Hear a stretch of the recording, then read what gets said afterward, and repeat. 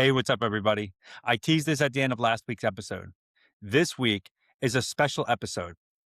It's an interview that I did with Adam Labar, who has the BizDad podcast, which is dedicated to Christian father entrepreneurs. Adam is a fellow Christian, a fellow father, a fellow entrepreneur, a fellow veteran, and even a fellow Patriots fan. Adam was nice enough to share all of the video and all of the audio from that interview and has given me permission to re-air it this week on this feed. We had a wide-ranging discussion, so it's a little longer than what you're used to.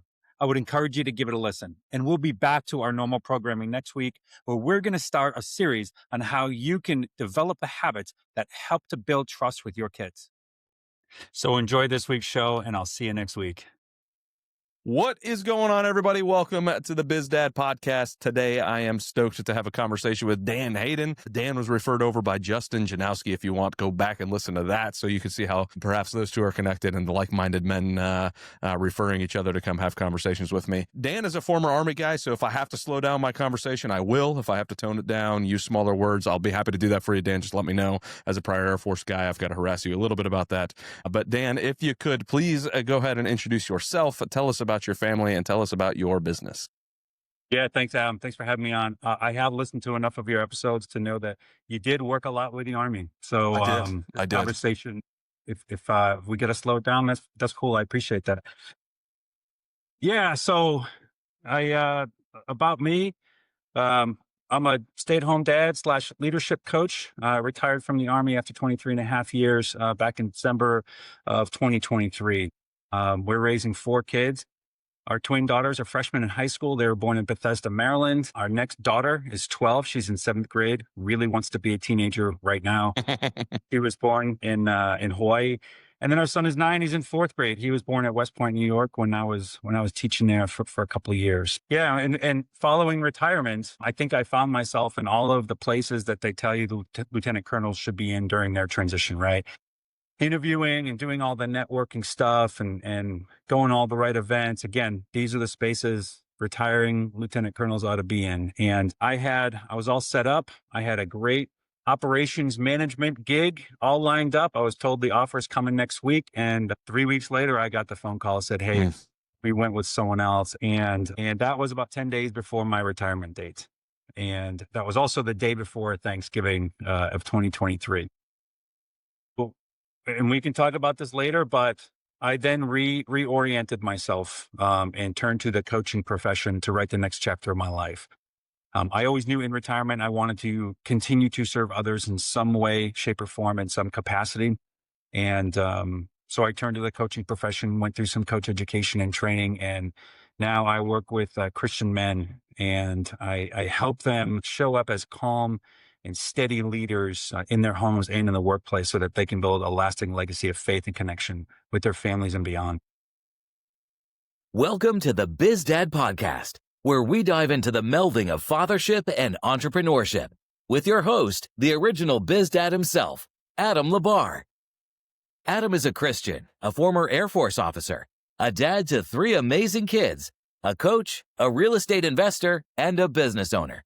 On this podcast, he'll explore the unique journeys of amazing dads who are striving for greatness in both business and family. So whether you're a dad who is an aspiring entrepreneur, a seasoned business owner, or simply a man striving to be a better dad, get ready as the BizDad brings you conversations to inspire, challenge, and equip you to be a better dad and entrepreneur. And now, here's Adam.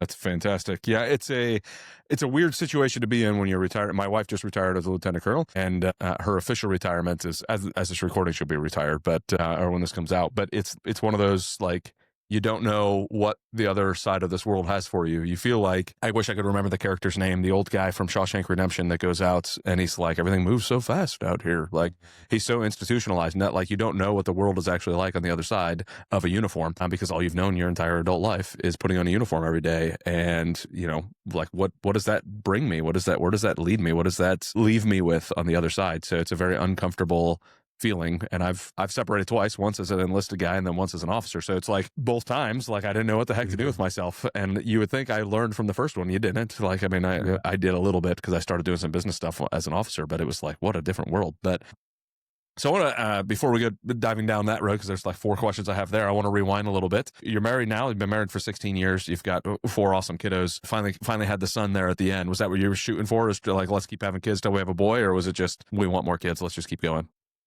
Yeah, I think it was the latter. I think it was, we want more kids, let's keep going. Nice. We have a fun family, and we were not expecting twins. In fact, I was in Afghanistan, and when luckily I was working for a 2-star general, and I had an international BlackBerry because we used those at the time. And I got a text message from my wife, and I knew she was having her first ultrasound. Say, hey, you need to call me immediately. And I thought, this can't be good, right? Yeah.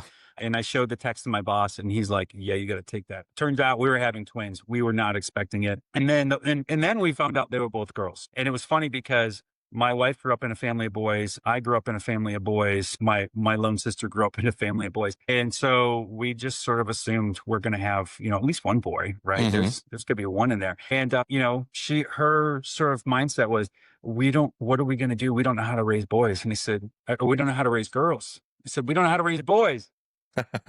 So then we decided, hey, let's have another one. And we didn't care. We wanted it to be healthy, 10 fingers, 10 toes. Exactly. We had all the girl clothes. So then we had Hannah. And then we thought to ourselves, why are we going to, we have a fun family. Like this is a lot of fun. And why are we going to keep somebody else from having this much fun? Let's have another kid. And at the time we didn't care. We didn't care if it was a boy or a girl. But I will tell you, my wife, and I forget why, but, and this was when we were at West Point, so I wasn't deployed or anything, went to ultrasound by herself, and, they took the photo and they typed in, it's, and she heard 3 clicks, and they're like, hey, go home and open this with your husband. And, I opened it, tears came to my eyes. So we were pretty excited. Yeah, it wasn't, we had, we just, like I said, 10 fingers, 10 toes, and but here's the other thing. And I think it was Jim Gaffigan, the comedian, said, hey, you know what having a 4th kid is like? It's like, you're drowning in a pool and someone hands you a baby, right? That's what having a 4th kid is like. It multiplied the stress and anxiety, like multitudes. Yeah. I mean, especially your twins were only 5 at that time, right? So right. You have 2 5-year-olds, a 3-year-old, and now a brand new baby. And you're like, son of a gun, what did we do? Yeah.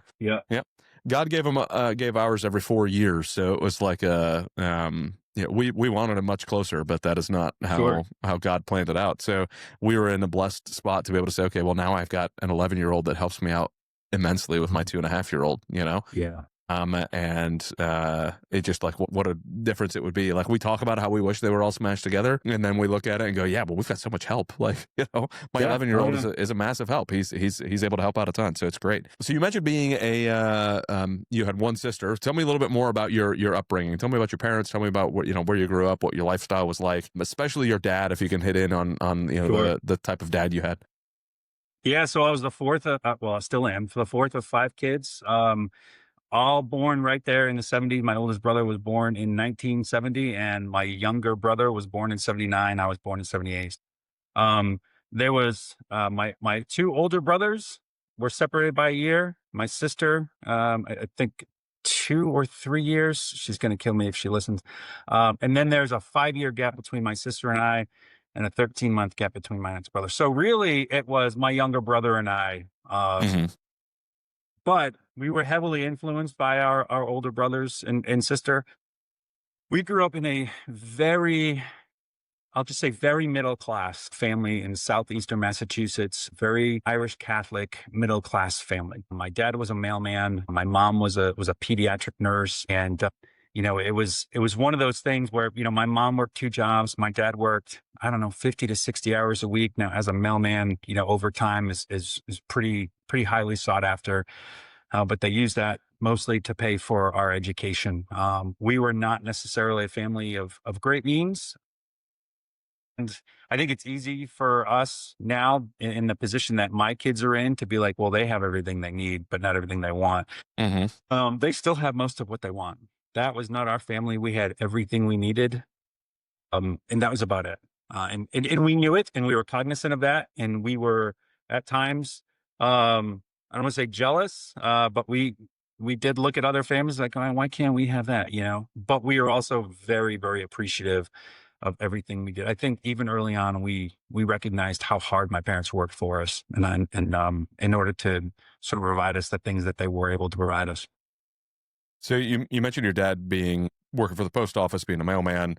Would be an interesting job because, especially back in those days, it was the neither rain nor sleet. And then now I see my post person; they don't even wear a uniform. Like sometimes it's getting delivered by a Chevy S10, and I'm like, what is going on? Such a different world now. But you also mentioned being Irish Catholic. So thankfully, did you guys like active in the Catholic Church type of Irish Catholic, or was it just like, hey, we're Irish, we're Catholic, that's what we do? Yeah, let me go back to the mailman thing, because you're right. He worked very long hours. He was heavily involved in his union. That was part of his identity. But also, he passed that on to my younger brother and I, because when we were in college, he got us jobs as, at the time they were called casual carriers, right? Basically a summer gig. And you signed up to do this. It was very, very good pay, but you had to work 6 hours a week, as many hours as they told you to work. You could not take a day off, no matter what, as a casual guy, right? As a summer hire. And that did a couple of things. Those summers, I mean, you want to talk about, now there's no sleet, no snow, but there was still plenty of rain, and it was all walking routes. I think my brother and I even walked some of the driving routes, which I think might have been not in accordance with some policies and regulations. That's okay. But that taught us a lot. And boy, I don't think we ever came to appreciate what our dad did for us quite as much as we did in those humid summers of slinging mail and, walking 10 hours a day.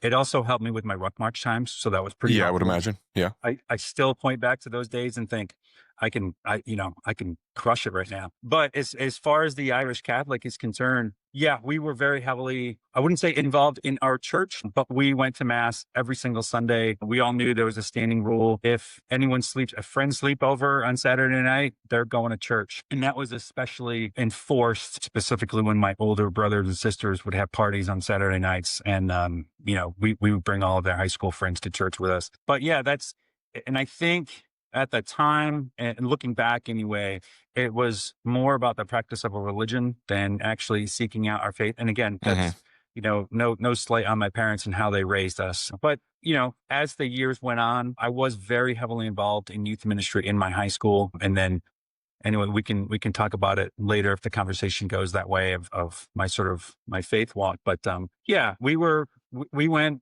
every Sunday. Everybody knew it was not negotiable. And we weren't skipping. Nice. Yeah. It's there is a difference between, you mentioned it, right? Like practicing religion and then seeking out an actual relationship, and it makes a difference. And at some point, regardless, when you're an adult, you have to decide what you're going to do anyways. Some people just continue to practice religion. Some people just kind of step away, and some people realize, but I think there's something deeper here that I need to chase down. So, but I do think we'll get into that at some point later, but let's kind of fast forward on how you decided to, you've got a pediatric nurse mom, you've got a postman dad, and then you went in the Army. Like, how did that kind of transition? How did that track become part of your... Yeah. So I told you we were pretty middle class. And I early on, my sophomore year of high school, we went to a cousin's wedding who, again, it was up at West Point. We grew up in Massachusetts. It wasn't too far of a drive. So they were getting married. And I remember it was probably January, February. It was a winter, and the snow was coming down, and I can picture in my head where we were on post now that I've lived there and worked there. And I saw somebody in PTs, again, now I know the uniform they were wearing. But I saw somebody in PTs at like 10:30 at night in the cold snow running. And I thought to myself, that's the kind of discipline I want to have, when I grow up, right? That sort of thing. Okay, fine. So I started looking heavy at West Point. Spring break that year, I visited my brother for a week up at UMass, and nothing untoward happened. To be honest with you, it was all pretty innocent considering the place I was in. Back then it was very, very much a big party school. They've tightened it down a little bit since then. And I came back, and I think it was the independence, the freedom that I saw my brother and his friends had. And I told my dad, hey, I don't I don't think I want to go to West Point. I think I want to go to, at the time I said a real college, right? I said, I want to go to a real school. And, he thought, hey, got college paid for this kid. And now we got to figure something out. So fast forward a couple of years later, and my dad said, "Hey, are you still interested in the Army?" And I was like, "Yeah, I do." And so he threw an ROTC scholarship application down, and he's like, "Cool, fill that out because I'm not sure how we're gonna afford school for you." And I filled it out. I got a 3-year scholarship. But it's funny because my older brother did ROTC at Notre Dame, and that did not work out well for him, either academically or sort of ROTC militarily. It just wasn't his thing. And my dad said, "Hey, look at ROTC. Talk to your cousin." My cousin at the time was a captain in the Army. He had done ROTC at Providence College. He said, talk to your cousin Pat. Pat did ROTC at Villanova. He's like, "Don't talk to your brother." Right. So of course, the first phone call I made was to my brother. To your brother, of course. He basically said, "Hey, look, it's not for everybody. It wasn't for me, but it could be for you. And it would be a great path forward." And so I started looking more and more into that. And at the same time, within my Catholic diocese, I was going to retreats and I was going to sort of leadership development stuff. And I knew I wanted to, now at the time, I think I was more wanting to be in charge than leading. Mm-hmm. But I knew, hey, I want to be a leader. I want to be the person that people come to solve their problems. And I want to be the one sort of directing traffic, that sort of thing. And so that was my path to the Army. That's why. So it was my dad saying, fill out the scholarship application. Don't talk to your brother. But also this sort of desire in me to want to lead and build and grow my leadership, competencies and attributes. So my parents will tell you, dating all the way back to sort of farm league, minor league, baseball, right? They're like, you wanted to be a catcher because you wanted to be the sort of field general. You wanted to be the one always, you always wanted to be in the mix, and they could see it. They saw it in me from an early age, but, of course I didn't. I just, I wanted to get dirty as a catcher. So. Yeah. I wanted to be a catcher until I caught a missed pitch off the bottom of my glove and took me down for a little while on a day I did not wear my cup. And I was like, I don't want to be a catcher anymore. But no, I love the line that you just said, I wanted to be in charge more than I wanted to be a leader. Yeah. And that's something I think that entices a lot of people. They just want to be in charge. That doesn't mean they're capable of actually leading. And you and I, both being prior military folks, have seen plenty of people that really wanted to be in charge, but didn't know how to lead and didn't want to lead. So it's an interesting place to find yourself. So you go to ROTC at UMass. You join the Army. What did you do in the Army? I was an engineer officer. And again, unlike the Air Force, unlike the Navy, in order to be, in the engineer branch, we call them branches, the career field. In order to be in the engineer career field, you do not need an engineer degree. Mm-hmm. I was a political science major. I went into college thinking I wanted to be a chemistry major. Well, after the very unimpressive GPA I brought home my first year, my dad had a pretty straight talk with me, and it went something like this: "You got 4 years, figure it out." Okay. So I moved from a hard science to an easy science, and I moved over to political science. But the Army made me an engineer, right? Because only the Army can take a poli-sci kid and say, "You're an engineer, good luck." Mm-hmm. So probably the first 5 or 6 years of my career were all combat engineering stuff, sapper stuff, right? Building stuff, blowing stuff up. And having a lot of fun doing that kind of stuff. And then, once I got into my senior captain, junior major / field grade years, I spent some time at the U.S. Army Corps of Engineers headquarters in Washington, D.C. That's when our twins were born. And the Corps of Engineers is, it's a federal agency run by the military. And a lot of people don't understand that dynamic, and the sort of civil military relation aspect to all of that, which is fascinating to me anyway. And then, sort of bounce between Corps of Engineers and other stuff like West Point, and still back, with combat engineering. I deployed to Afghanistan with a combat engineer battalion, and I was the battalion operations officer, the S3 we call it, right? Just managing all of the route clearance assets that we had in that part of the country. And then later deployed to Afghanistan with the Corps of Engineers. So managing the systems and people and processes for base camp construction for the Afghan National Forces, stuff like that. So the breadth and depth of my career as an engineer officer is very wide and shallow, right? Yeah, I've done a lot of cool stuff, met a lot of cool people, been to a lot of cool places. Yeah, so it sounds like that first deployment to Afghanistan 2011. Is that right? Yeah, let's back up. Yeah. Young lieutenants, and we were a bunch of lieutenants were sitting in a coffee shop, and our battalion executive officer, the second guy in charge of our battalion, walks into the coffee shop and just sort of throws an offhand comment down on the table. Is like, "Hey, we're looking for a lieutenant to go to Afghanistan for 6 months," and we all sort of laughed. And then within 20 minutes, I was in his office going, "Hey, sir, I think I'd like to hear more about that." Right, and that was in 2002.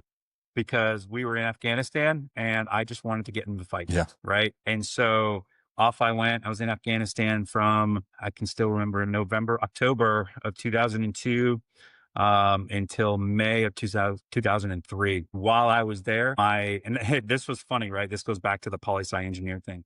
I was actually now a facilities engineer for a civil affairs task force in downtown Kabul. And we had a compound in downtown Kabul that was all a bunch of residential houses sort of wired together for electricity. And so it was my job to make sure everybody had electricity and running water. And I remember my boss just looked at me and he said, "Hey, engineer, what's your discipline?" And I was like, I don't know, sir. I think I have some. And he's like, no, what'd you study? And I said, political science. And, you could just see like the face palm. They sent me a poli-sci major for my engineer. And I was like, yes, sir. So that was an interesting 6.5 Welcome. months. So, yes. Yeah. And then while I was there, my unit from Fort Lewis, from Washington, deployed to Iraq.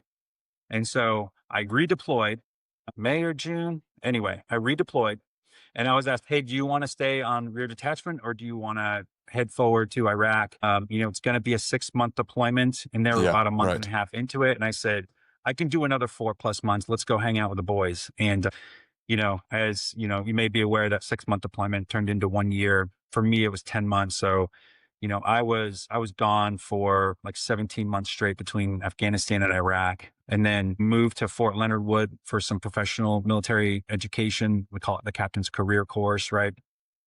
12, 13 months there, got a master's degree, and then volunteered to go back to Iraq to serve on a military military training team to fight and train the Iraqi army. And I've never been more irresponsible with my own life than I was during that deployment. Boy, that was fun.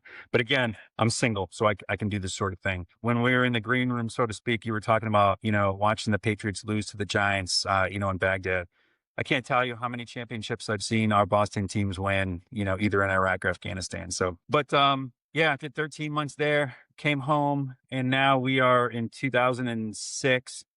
And luckily, I found myself, from a mental and emotional standpoint and physical, to be honest with you too, I found myself lucky enough to be in a unit that was very early in its generation. So there was no chance of me being able to deploy.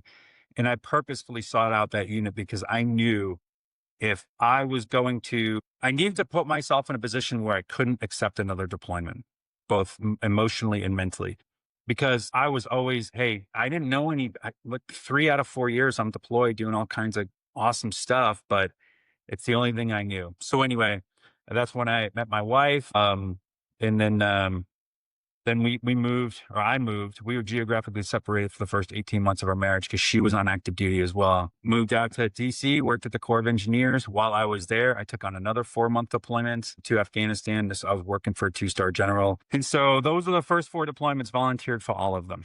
It was the 5th and the 6th one that we were not too keen on because by that time we had kids. Yeah. And we were happily married and we had kids. So those were tough.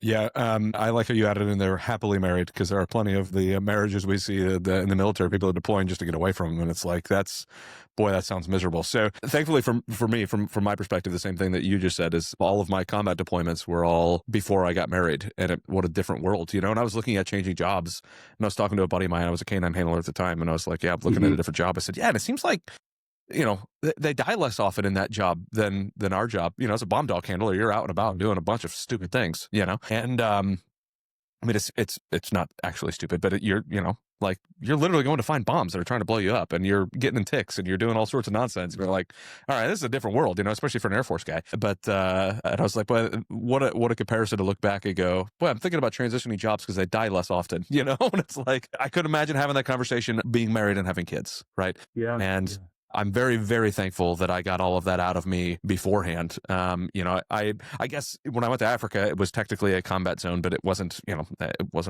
where I was. I mean, I was in and out of the embassy a lot in Niamey. I wasn't, out on the border of Nigeria dealing with, some of the stuff the SF guys are. Yeah. But man, oh man, what a new world I'm in now, right? And now you're sitting here in a new world. You got 4 kids. You've got a business that you're running. You're like, man, this is nowhere near where I was looking at going. How did you decide after doing all of that stuff? You've done all of these leadership courses. You've done all these things. You've got a plan on the way out that you already talked about. They're like, hey, here we go. And then 10 days before that, you find out, well, there goes that plan. That's not happening. I'm going to go help people lead. Like I talk to people about this often because you look at somebody like Jocko Willink, who does this inside of large companies and helps coach and guide. And it's like, if we can help our military members realize the knowledge, skills, and abilities they have that apply into the quote unquote real world, they would be a massive help. So how did you kind of come to that conclusion and say, okay, this is the direction I want to go. This is how I want to start serving after I retire? Yeah, it has to do with what I'm doing now. It has to do with coaching. Back in, trying to get my years right, 2019, 2020, I took part in the Army's, I believe it's now, I believe they don't do it anymore, but it was a battalion commander assessment program. They bring you to Fort Knox. They do a whole bunch of cognitive, non-cognitive assessments, and they meet you. You meet with the psychs, and they get in your head and scramble some eggs. But it's to make sure that you're the right person that they want to lead and command battalions, right? And so, but as a byproduct, as a follow-on offer from that program, the Army sent out to a couple of hundred of us saying, "Hey, we want to offer you some coaching." And I didn't know what that meant, but it was further development. I'm like, okay, yeah, let's do this. Let's try to get better. Because in the Army, we've got it's one word, and it's coach, teach, mentor, and that's it, right?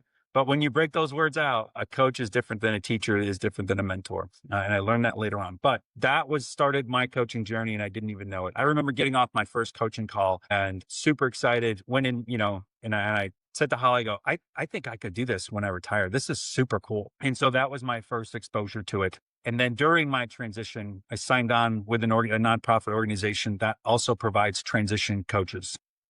And so I had like 6 months, paid for through this nonprofit, a transition coach.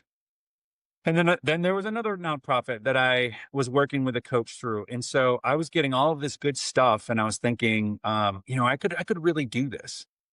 But again, we were looking at our finances, and I didn't think I would have that flexibility, both in time to get certified and all this other stuff, as well as financial flexibility, because we decided to retire here in Southern California, which, look, it's 75 degrees. I'm looking at, the San Gabriel Mountains outside my back window right now. There's plenty to not like about Southern Cal, and it will live up to every stereotype and expectation you have, whether they're good or bad. But I'll tell you, and that includes expenses, but my life is pretty good. But we were worried about that financial piece. And so that's when I said, okay, look, I'll just, nose to the grindstone. I'll start this networking and interview and all this other stuff, right? Well, like I said, that call came, and it wasn't the call I wanted, it wasn't the call I expected. And it was a bit of now. Because the call didn't come the next week like they said it would, I was already mentally preparing myself. Hey, something's going on, right? Just be patient. It's probably not going to be what you want. Well, on December 1st, and again, it's nothing to sneeze at, but my active duty pay turns into a pension. And so from December 1st, my paycheck gets cut in half. Luckily, we had planned our family transition on my wife's side as well. She was in a good, still is, still in a good job, because we had started planning that a couple of years prior. She's a high school history teacher. And again, one of the benefits of living in Southern California is they pay their teachers really well. So we were going to be okay. Fast forward a couple of months later, so February of 24, I'm on a coaching call with my transition coach, and he, sort of, and in coaching, you don't necessarily want to look back a whole lot, right? It's sort of what therapy is for in that regard. But he said, hey, look, in retrospect, if you could rewind a year and all of these numbers, all these assumptions that you had surrounding your family and personal finances, we've sort of proven that those were inaccurate. That assumption is incorrect. So knowing that you have the financial flexibility and you have the flexibility of time, is there something that you would rather pursue or something you would have pursued? And I said, yeah, coaching. And so that's how I got into coaching, because I had the financial flexibility. No, don't get me wrong. Like my family, we are very financially stable, but we are no longer flexible. I'll tell you, right? Mm-hmm. But all of that aside, that's how I got into it, through the benefit of coaching, receiving coaching, and also having the time and space in order to sort of build this thing up. The second that somebody receives coaching and goes through it, if they found it effective, they go, wow, I would love to be able to do this for other folks. But which it sounds like you got that in like 2019, 2020 in that coaching course through the Army. So now that you're doing it and you analyzed in early 2024 and you said, hey, this is what I want to do. How did you decide who to target, who you were going to build, like how you wanted to grow this into an actual business? Because it's one thing to say, I want to do this. It's another thing to say, this is who I want to do it for. And this is how I want to attack it. Yeah, that's a great question. Because you saw me smile there when you asked it.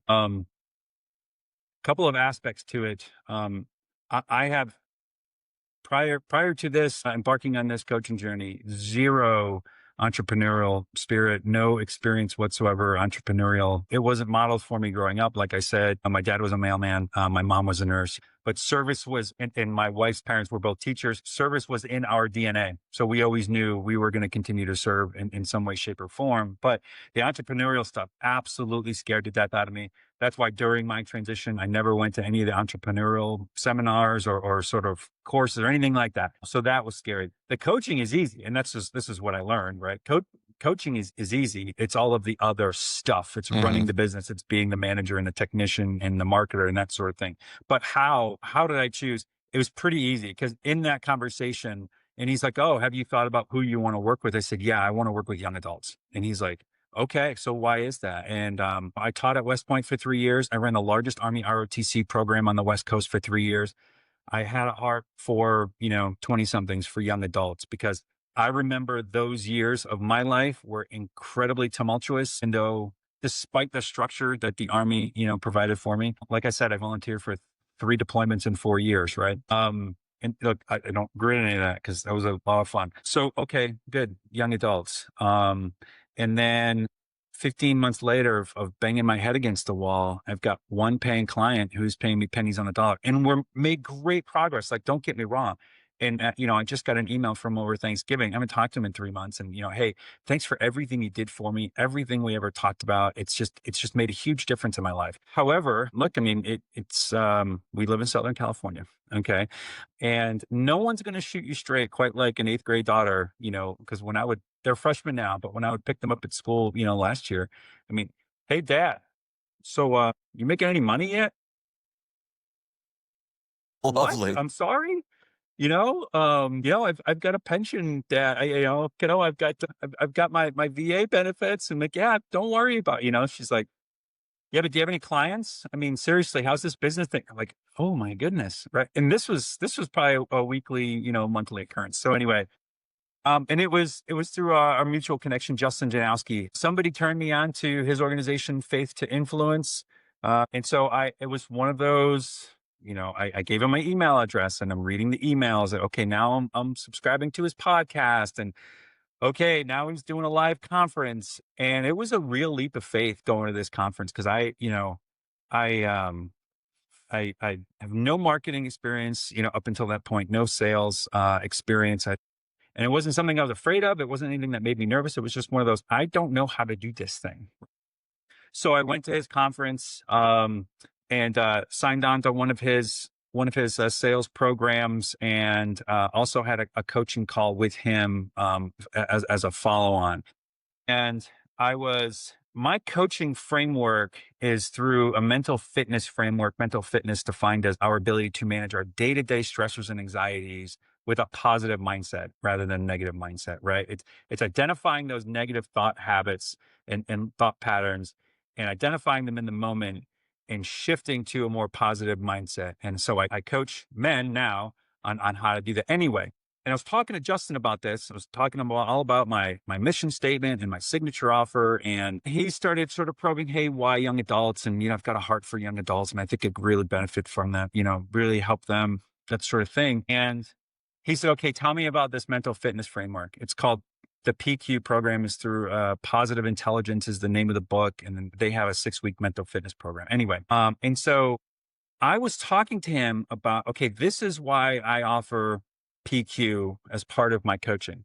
And it's because of the undeniable growth and development that I saw in myself when I went through PQ. It was that my wife saw in me, that my kids saw in me. They just saw me show up better, right? I mean, look, I no longer yell at my kid. I don't scream at them. I yell only to be heard.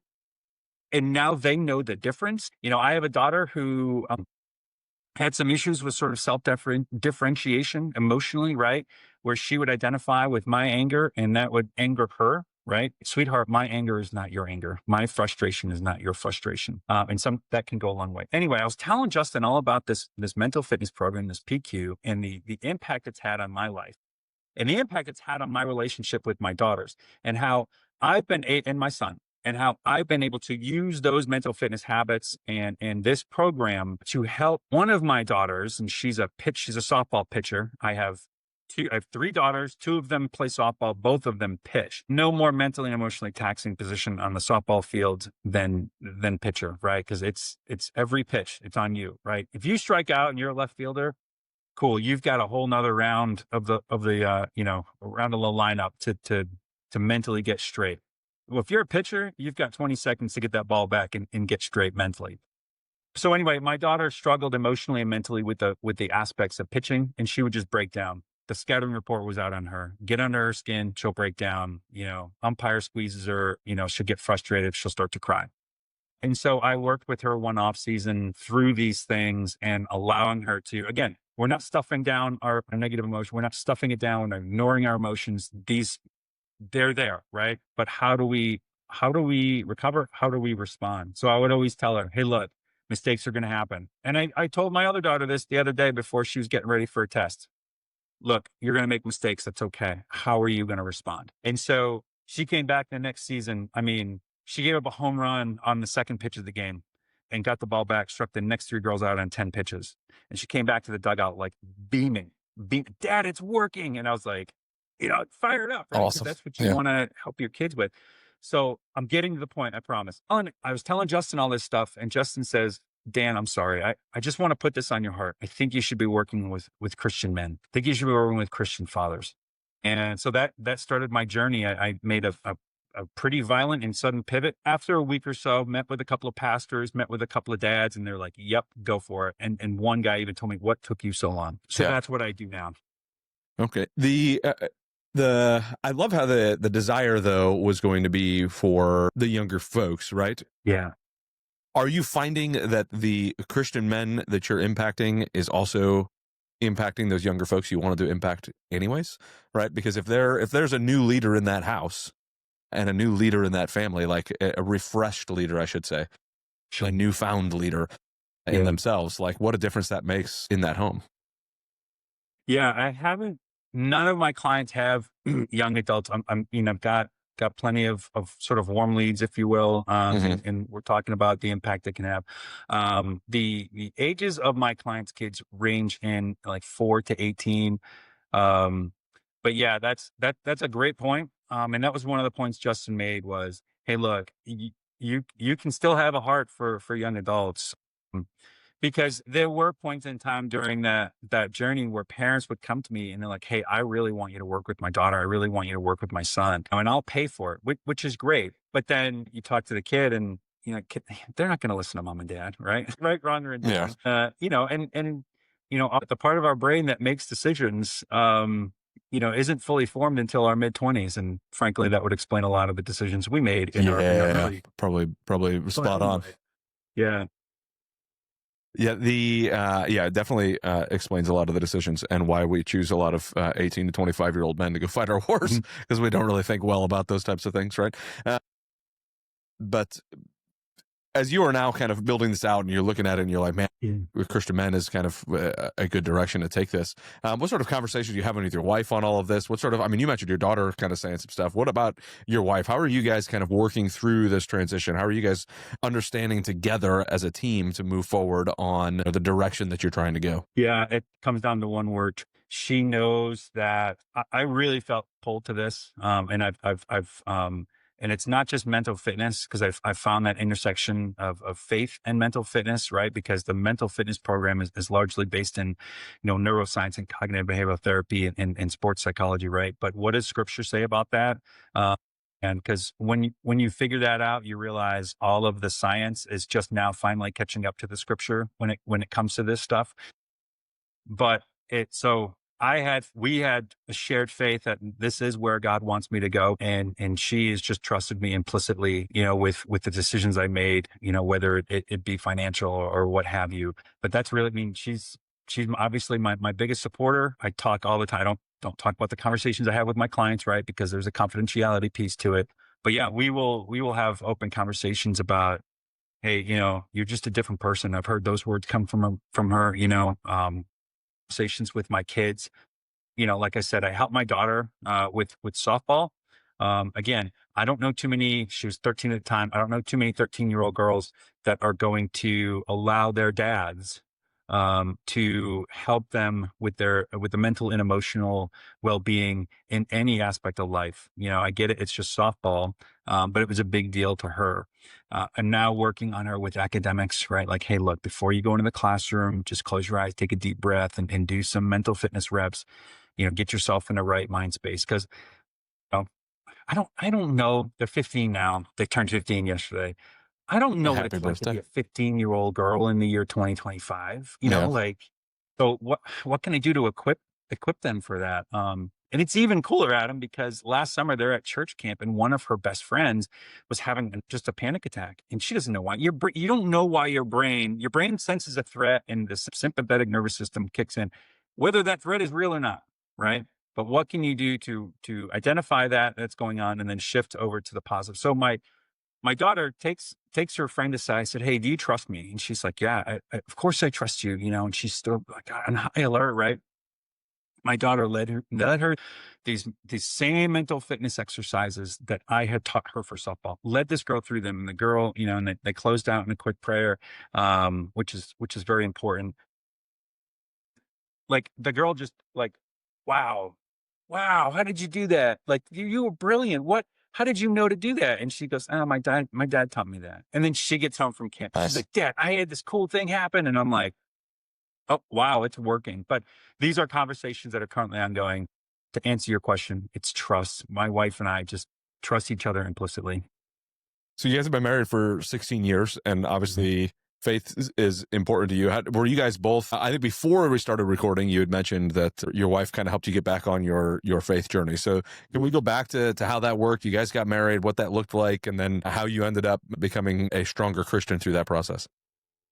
Yeah. So my wife and I, we met in the Army. She's 5 years younger than I am. And so, again, I was a captain at the time. I was in a company command, and she was a first lieutenant about to turn captain. Anyway, there was some dynamics, and we were in a brigade combat team, and she was in a cavalry squadron, in which she was the only, female of any type, officer or enlisted, in that entire Wow. squadron. So, yeah, so there were some dynamics that play for her, right? Because, our sort of courtship, if you had asked either of us at any point in time, are you guys in a relationship? I would have said yes, and she absolutely would have said no, right? And, after we got married, the running joke was, he just kind of wore me down. I mean, there's a lot more to that. But so we met in the Army, and it's funny because my best friend, he was deployed at the time, but his wife was working. She was also in the Army. She was working rear detachment for one of the other units. And she sent me an email and she said, "Hey, we're sending a lieutenant over to be reassigned to your unit. I think you should meet her." Right. And there was very much implied, intent behind all of that. And so, that was that. And we just sort of, I want to say we dated off and on, there was but up until that point, like I said, I grew up Catholic. And when I went to Catholic schools K through, my senior year, I wore gray corduroys from the time I was like 5 until the time I was 18. And I'll never wear them again. And, and then I went to UMass, not a Catholic institution, obviously. And I don't want to, I wasn't like corrupted. Yeah, I did all the things that, college kids do. Right. But I didn't walk away from my faith. I didn't stop believing, in the key tenets of my faith. It just wasn't a priority for me. Right. And then I joined the army, and, you deploy and you see things and you experience things. And through those things, a person going through some of the stuff that we have, Adam, can only, come out with two different, sort of ideas. There is no God, or, oh yeah, he's here. This is proof, right? I mean, when you're sitting on, when you're pulling security for the Iraqi army, and you're sitting on an IED, wait for DOD to come, right? I think we still got guys waiting. That's an inside joke. And then your Humvee pulls off the objective and a bomb goes off where you were sitting, right? You understand, okay, right, something's, there's a higher power here.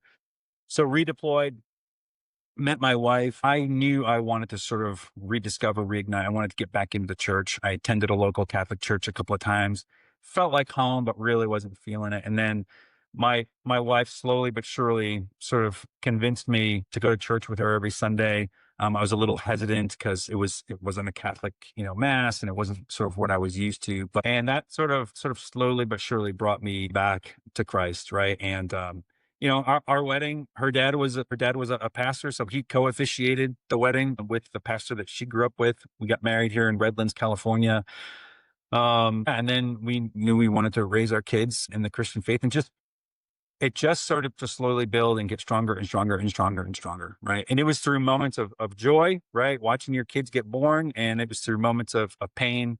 My career, it went up and down, right? And there were some painful moments there, but, and there were times where all I could do was lean on my faith and trust that this is what God had planned for me.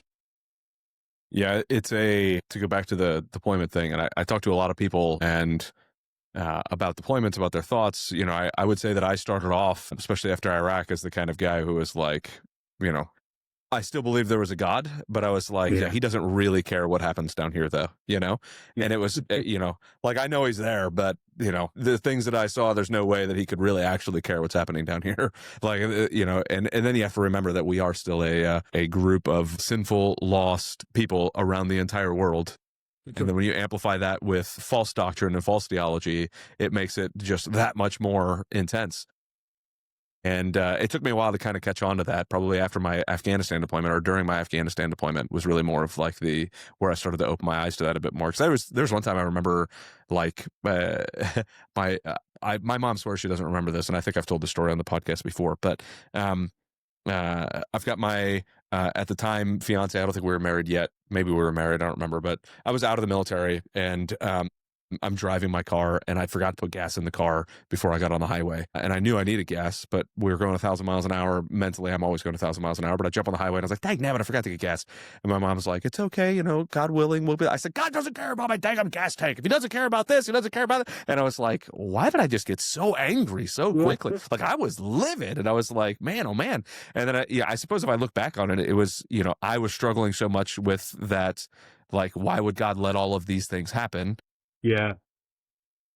Part of my brain that I was like, this is just obnoxious to me to hear that he's going to help my gas tank get gas, like, and in the grand scheme of things, if he wants to, he obviously can, but it is a difficult situation to walk away from deployed environments and realize one way or another where your brain goes. And I would say the same thing for me is my wife helped me kind of get my brain back on track and understand where I was going and why I was doing what I was doing and why faith was important. But man, it's difficult to talk to folks who haven't gone through some of those things on how that works, but yet we all struggle with our faith one way or another. So I want to bounce that over to you on the coaching side that you're doing, right? You're talking to Christian men on helping them get in the right mental space, right? So what sort of Bible verses are you using? What sort of things are you looking at? What sort of situations from the Bible are you using to apply to these men to help them understand where they're going? Maybe they don't have a combat experience. Maybe they're just, quote unquote, just running business, or just do a W-2, or just doing whatever, but yet, we have previous experience that can really help, and we have a Bible that is a living, breathing word that can help these folks. So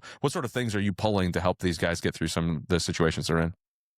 Yeah. So you've got, and again, we call them the saboteurs. Those are your 10 negative mental thought patterns, right? That will sabotage. They judge you, they judge your relationships, they judge others. And then, the accomplice saboteurs, right? They're called the stickler, the pleaser, the hyperachiever, the avoider, the controller, right? These are all things, and they had underlying strengths at some point in time, but because of the neural pathways that our brains have built, those are the neural pathways our brains tend to travel down because our brains are lazy, right?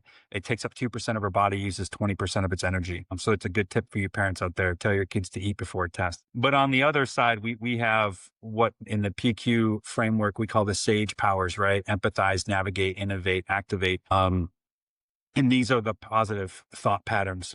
Okay. The reason I'm sharing all of this is because one of the verses I lean on a lot is Galatians 5:22, the fruit of the Spirit, right? Love, joy, peace, patience, kindness, faithfulness, gentleness, and self-control.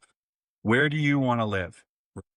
Do you want to live in the saboteur sort of pathway, right? Of fear and anger and judgment, or do you want to live through the fruit of the Spirit?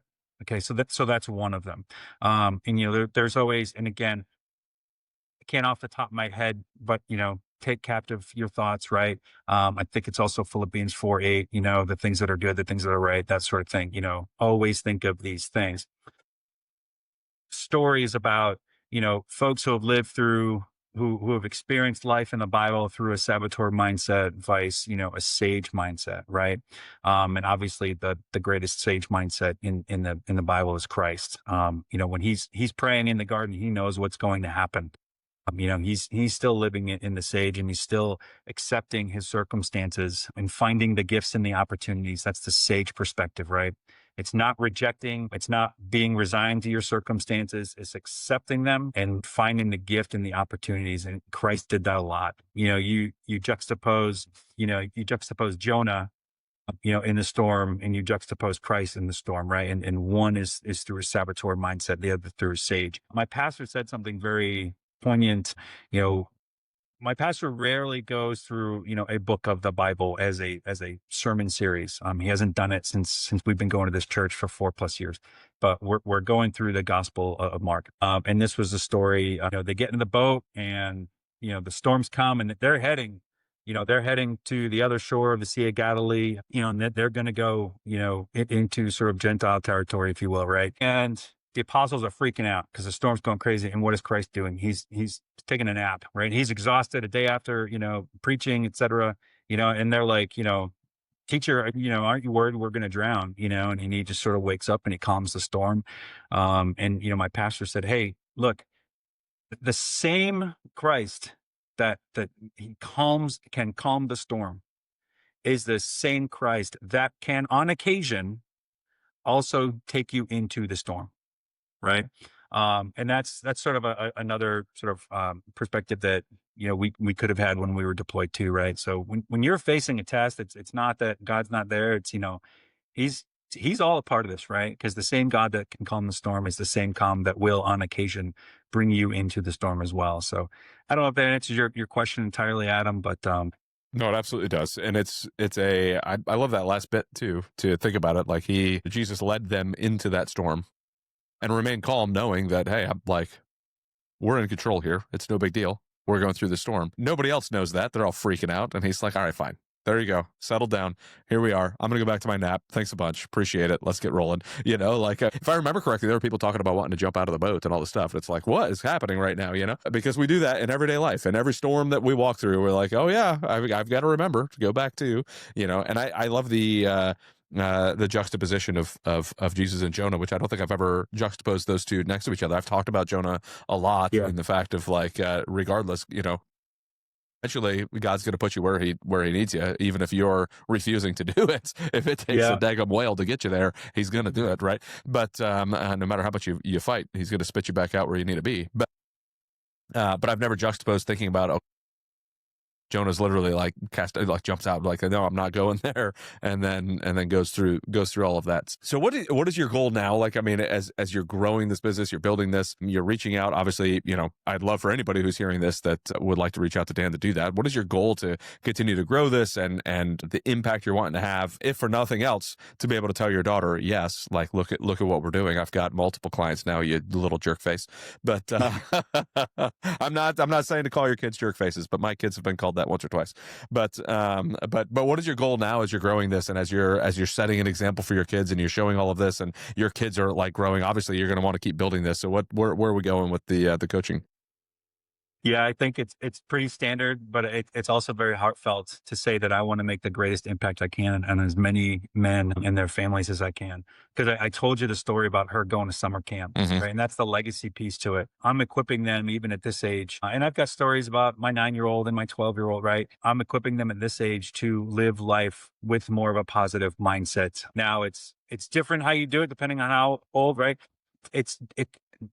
In the brain science says, like, my 9-year-old, I can't teach him mental fitness, but I can show him mental fitness, Mm-hmm. right? And I can show him what it's like to not get, frustrated at the drop of a hat. And that's how I'm working with him. Same thing with my 12-year-old, that she's quickly becoming a teenager and her brain and her body's changing, right? But with my 15-year-olds, as teenagers, they're starting to be, they are at the point where, hey, look, I can't command and control them so much anymore. I have to shift more into a coaching and walk alongside them, right? Still set boundaries, and that's not changing. One of them brought home a pretty poor test score, so we set some boundaries pretty quick on TV and phone and stuff like that. And it's worked, quite frankly, because she's been studying a lot more lately. You can still set boundaries, but how do we walk alongside them, right? How do we use a coaching mindset to walk alongside them? But that's where I want to go with this. I want to impact as many men, and I want to empower as many men as I can to show up in their families, and in their faith, because again, this is all backed by scripture. That's my goal. I mean, do I have numbers associated with it? Sure. Do I have, number of clients I'd like to have, yeah, I've got all of those figures. Right. And they'll come, but I want to impact. I don't know. I'm telling Adam, I would show up from work, and I enjoyed what I was doing at work, but I would show up mentally, emotionally drained, physically drained from work after, whatever I was doing. And like the littlest thing would set me off, right? A fork dropping on a plate at dinner the whole world would stop and everybody would look at me to see if I'm going to just lose my mind. And sometimes I did. And, it's like an out of body experience where you're screaming at your kids and you're like, what am I doing? Like, why am I doing? And you can't stop it. Right. And this is a small story, but this has really, really helped me sort of not yell when they drop a dinner fork, right? Not completely freak out when my son, who, look, he's the youngest. He's the youngest child. He's also the only boy. So things get done for him more often than they probably should, right? And hey, Dad, can I have a cup of juice? Yeah, sure. Yeah, let me get that for you. No, Dad, I want to do it. I'm like, all right, cool, go for it. And what happens? Half a gallon of apple juice all over the world, right? And he starts freaking out. And you have to show up with a calming present. But it's okay. It's just juice. All right. But also, I'm not cleaning that up. Right. Yeah. But I will show him and I will teach him how to properly clean half a gallon of apple juice from the floor and the counter and under the fridge and everywhere else. But it would have been so easy 2 years ago, before I started this sort of coaching and mental fitness journey, to just completely do it for him, or B, can just lose my mind, right? I want to empower other dads to be able to show up and react with a more positive mindset to the little things and to the big things every single day. It all applies to the home. It applies to work and I've got a client who uses all of my coaching at work so that he can show up for his kids at home, because he's got 4 young kids and a set of twins. So yeah, you understand that journey. Yeah. Yeah. You mentioned something there that I want to foot stomp on. Is you said before you would have with the apple juice scenario would have either got really angry, screamed and yelled, or cleaned up yourself. And either one of those are bad for your kids, right? Choosing either direction is bad, right? They need to understand what it means to clean up for themselves. They made a mess. They chose to do something, that they made a mistake. It happens. We're all going to do it. But you still have to, now you're responsible for taking care of the issue. And the other side, the opposite side of that, screaming and yelling, is going to be detrimental, because the next time they even touch an apple juice, they're going to be like, all right, well, who's behind me? What's going on? I'm going to be really careful. Now they're going to be shaking and spilling it because they're shaking, because they're afraid they're going to get screamed at again for the, whatever. Where do you find the balance? How do you coach people into mentally getting themselves in that right? Because I will say that there are times where I know I go off the handle a bit more than I should. And then, I'll look at another situation and feel like I'm doing a whole lot of care and love and jumping into something. And really all I'm doing is babying them and taking care of a problem that they could have easily managed themselves. So, how do you help men find that balance between, sometimes obviously it is a simple, hey, just try this thing. And sometimes it can be a lot more in depth, but how do we work through that? Yeah, and it goes back to what I was talking about earlier, the saboteur path and the sage path, right? And these neural pathways that exist, right? Your saboteur pathways, those look like Main Street USA, and your sage pathways, again, the fruit of the spirit. Now, as Christians, we are probably a little better equipped, and those neural pathways are probably a little more, if they're not a single track, right? They're probably an improved trail or road, because we can lean on our faith. But it has, the coaching program, the PQ framework, it has the tools and the mental fitness exercises to allow you to build up those sage neural pathways. And so when an event happens, you identify the emotion in the moment and switch over to the sage, because it's your choice. Because here's the good news: God gave us the authority to command our thoughts and emotions, right? Our thoughts and emotions are not who we are. And so it's through mental fitness, and again, tapping into and telling our brains.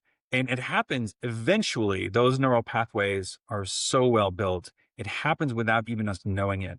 And that's another key part of my coaching program with these men, is we meet once a week and we talk about topics that are pertinent to us as Christians, as fathers, as men, viewed through the lens of faith and mental fitness, right? And we share wins. Hey, we share wins, we share losses, right? Because again, bad things are still going to happen, right? Things are still going to upset you, but how are you going to respond? Look, my first reaction, I grew up driving in southeastern Massachusetts and New England. Okay. They drive a little differently there. I don't know if, people know that or not. And For that's sure.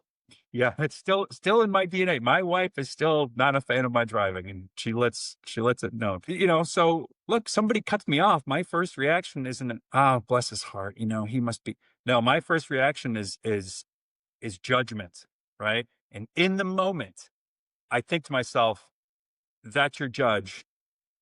Shift it, right? Just at the very least, like I said, accept the fact this guy cut you off, and then think about all the different reasons why that guy might have cut you off. It could be he's a worse driver than I am, or it could be, hey, he's in a hurry, whatever. Again, bad things are still going to happen, but how are we going to respond?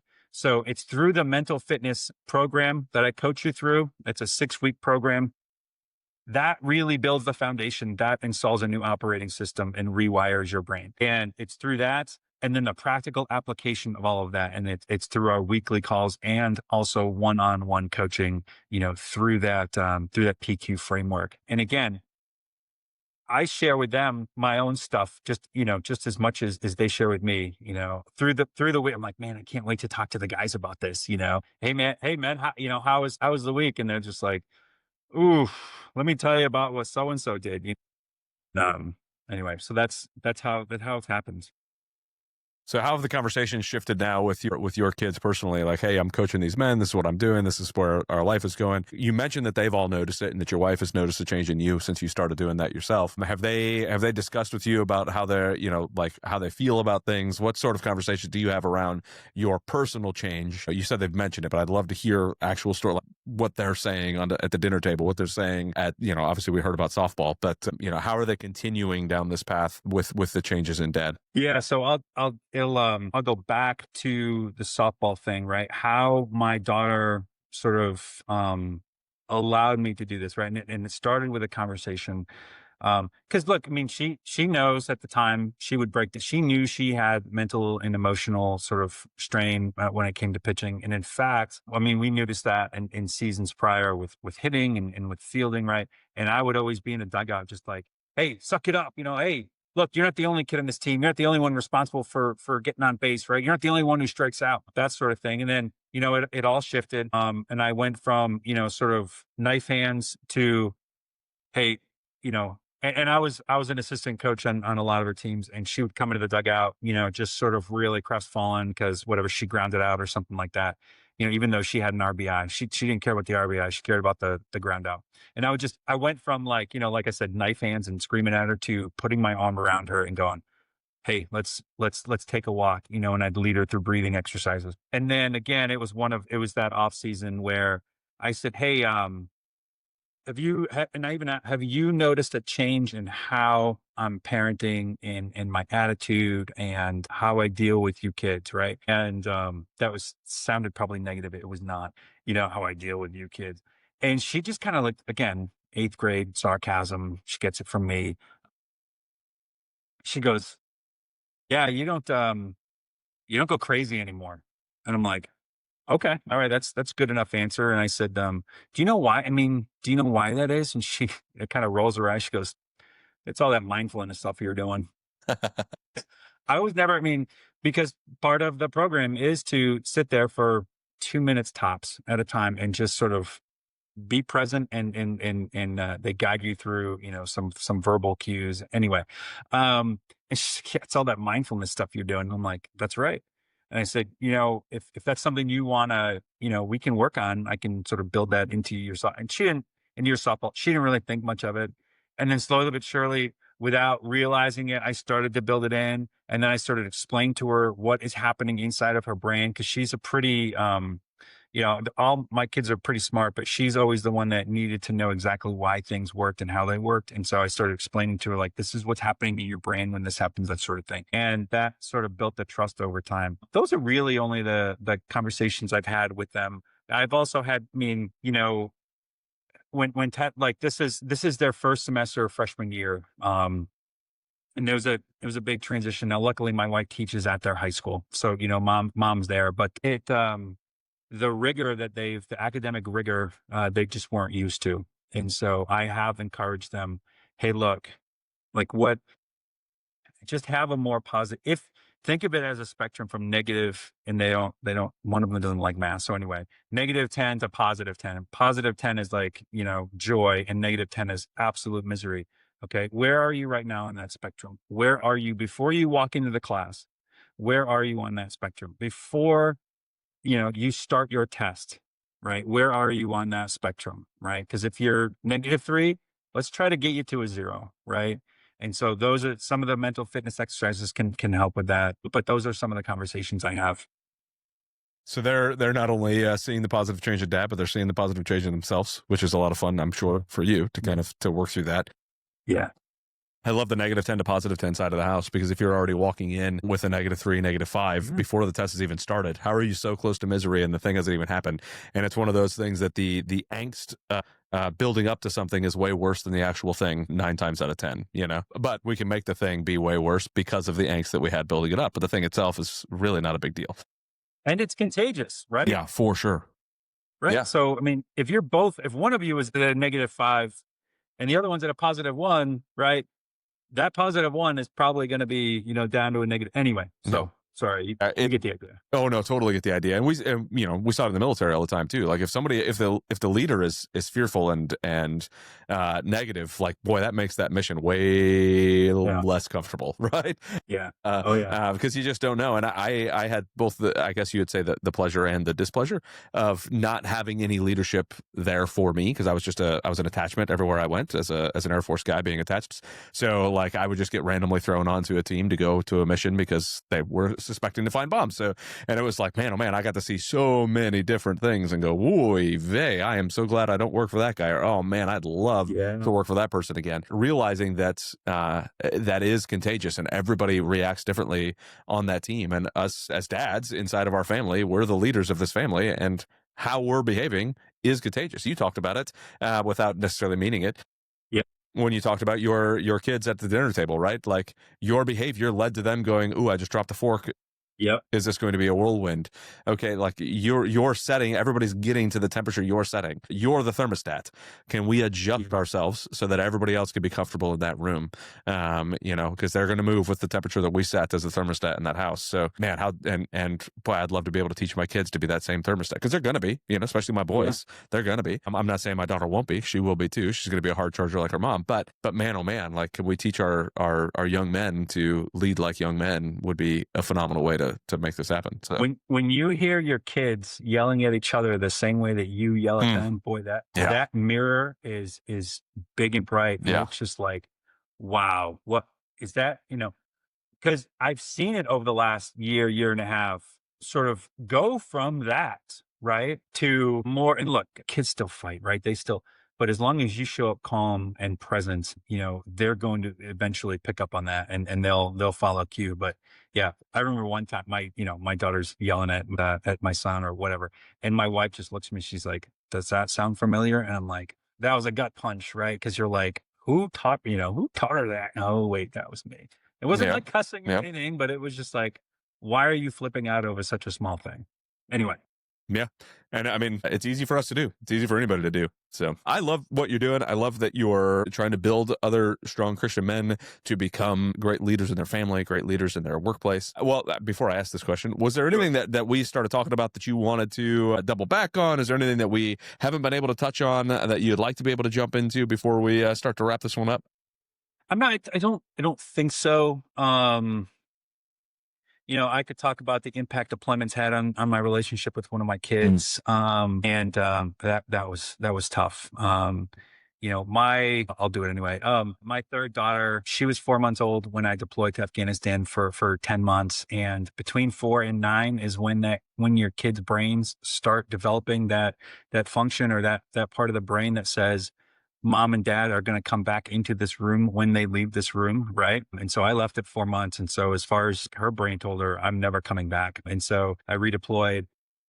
It took years to rebuild that relationship for her to understand who I was in her life and that sort of thing. And the yelling didn't help either, right? For sure. I mean, the stress that I brought, that didn't help. And then, so we're great. And then I deployed in 2019, and, now she's 6, and I come home, and she didn't hug me, probably voluntarily didn't hug me for 2 years after that deployment. And that was tough, right? The first hug I remember getting from her was Christmas morning, and she came out, and she was super excited, and she just hugged the closest person she saw, and it was me.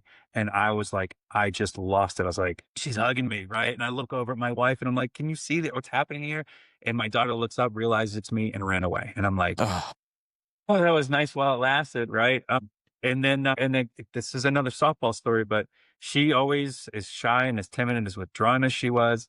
She insisted she wanted to play softball, so we signed her up for softball, and just directly, and my wife goes, "Hey, they're looking for someone to help coaching. Do you want to do this?" And I'm like, "No, absolutely not. Like, I was terrible at baseball, right? I mean, I don't know what I'm doing." And she's like, I think this might be a good way to sort of get your relationship going, with her. And she wasn't wrong. And now I'm way too deep into the local SoCal rec league softball scene. But now she hugs me. Now she's turning 13 in April, so maybe those hugs will start going away. But those deployments hit that pretty hard. I try to explain to folks, especially in the business world, that, you don't have to go on a deployment for you to get that separation from your kids. Mm-hmm. Sometimes we get so drawn into our business, we get so focused on our business that we come home, tuck them into bed, and go to sleep. And it's like you're not actually, but effectually doing the same thing. Like, they don't know who the heck you are. They're never around. They don't see who you actually are. They only see, okay, maybe I got tucked into bed. And it's like, man, oh man, like, it's great to hear that's coming back, right? That you were able to take that back and say, hey, these are some things that I can actually do to make an impact in my kid's life, to help them get closer to me, to help me be closer to them, and be a good, strong leader in that child's relationship. So a very good, positive addition for folks to be able to hear that. Yeah, that presence is so important. Like I said, my dad worked tons of hours. My mom worked 2 jobs. I don't know if they went to every single one of my events, but I'll tell you what, Adam, I remember them being at every single one of my events. And I was, you know, again, as long as I'm not deployed, I'm going to be there. So yeah. Yeah, that's great to hear, and I'm glad that you're doing that. And a whole new life ahead of you now, being able to do this as you started off by saying stay at home dad and coach, right? And like what a way to be able to impact your kids' lives. They're still young enough to be able to make a massive impact, to be able to be there and to be able to see all the things. That's one of the things that my wife was looking at. She was like, I've missed out on a lot with our oldest child, and I don't want to miss out on that much on purpose with the others, which is why she chose to retire instead of, go and make 06 and move on and keep doing the thing. And it was like, no, like there are more things in life than putting on that bird, and there are more things in life than this. Like, let's focus on where the impacts actually is made. Yeah. Because as I'm sure you saw a bajillion times, somebody separates, we fill their seat with another Joe. And somebody else takes it and runs. Like when I leave, somebody else is going to take that. Nobody else is taking dad. Nobody else is taking that spot. Nobody can fill this role the way that you and I can, the way that the person listening to this podcast can. You are in that role for a reason, and nobody else can take that. So we might as well do the best with it and stay focused on how to improve the role that nobody else can substitute for. Yeah, I love that. You're so spot on, Adam, because as a young lieutenant, I mean, I remember my first sergeant telling me, LT, the Army doesn't care about you. People in the Army care about you, but the Army doesn't care about you. You can get hit you can get run over by a car tomorrow. And trust me, that platoon will be just fine, and it'll have a PL, and the next day. But you're right. Nobody can fill my shoes as a dad, and in retirement, our roles, the roles my wife and I play within the family completely flipped and almost overnight, right? And I love it. I don't love the laundry, okay? Yes, I can concur with that. But it took me 5 minutes into driving my kids to school to realize what an incredible gift this is. I get to walk my son to school. Do you have any idea how fun it is? Like just a 12-minute conversation with a 9-year-old boy, walking to school. I tell him Bill, this is the best 10 minutes of my day. And some of those conversations, look, sometimes he's grumpy and he doesn't want to talk to me because I just chewed him out because we're 5 minutes late. Those are much fewer and further between than they used to be. But yeah, anyway, it's awesome. Yeah, my wife, after she retired, we kind of swapped again, right? Because I ended up doing the homeschooling and working business from home and doing all the stuff. And then now, like, we had just bought a new business at the same time that she is retiring. So it's like, all right, well, now I'm going to be at the business a lot, right? So then all of a sudden I'm gone and she's home and she's like, what's happening here, But it has been an absolute blessing to have her home with the kids. I just cannot say enough how much I love being able to sit here and listen to them out there. My mom just came by, so they're making cookies now because this is, as we're recording 10 days before Christmas, but so they're making a bunch of Christmas cookies and doing this. Like, man, oh man, do I love this, so much more than anything I've done, previously. So it is an absolute blessing to be able to listen to the family out there doing their thing, being able to go out, and I'm going to go steal some cookies from them, of course, because I've got to test it to make sure they're good. And I always give my wife all the kudos and all the credits because she had to wait. As a stay-at-home dad, I have it easy, right? I get the kids to school and I'm good. No, I mean, she had to, like, just think about COVID. I was in Afghanistan during COVID. Yeah. And we got orders to come here to California to do an ROTC job. I mean, she had to get the house ready to sell during COVID. She'd take care of 4 kids during COVID. I mean, it was, 9 and under, like, no, her job as a stay-at-home mom was far more challenging, and boy, she made such a bigger impact than I could have if I were her at that time. I'll tell you that. Yeah. Really set the stage for you to make your life a little bit easier now. That's for sure. So that's why I tell people all the time, like, the 2 best decisions you can make in your life: follow Jesus and marry the right woman. If you do those 2 things, gracious, your life just got way better, and it's and it sounds like you're doing both of them. So, well, Dan, it was awesome getting to know you a little bit, chatting, trying to, kind of learn where you're at. I appreciate the passion and energy you're putting into helping men show up better for their family, show up better for their business. If folks are hearing this and they want to learn more about your coaching, they want to learn more about you, what is the best way for folks to get a hold of you? Yeah, I've got a website. We can put it in the show notes, www.findyourazimith.com. And again, as coming out of the Army, an azimuth is a direction. And it's spelled with a Z, and it's a weird word. I got a little too cute, but it's a good conversation starter. I mean, you know what I mean. Yep. Findyourazmithcoaching.com. I also have a podcast. It's a solo podcast. Drop one episode a week. It's quick, 10-minute listen. I'm called the Positive Legacy Podcast for Christian Fathers. Yeah. Or, my contacts will be in the show notes, email, Instagram, all that good stuff. Fantastic. Well, Dan, I thank you so very much for helping a ton of people find their azimuth. I'm looking forward to hearing more stories about folks who are doing that and the growth that you're going to have with the coaching. I thank everybody for listening. Thank you so much for listening to the BizDad podcast. We hope you found some value in your time here with us, and we look forward to bringing you the next episode. If you've enjoyed today's show, please subscribe and share so you and your friends won't miss our upcoming episodes. Connect with us on Facebook, Instagram, LinkedIn, Twitter, and Rumble, where we continue these discussions and share more valuable content. Be the dad you know you need to be and run your business in a way you're proud to share with your kids. Keep crushing it.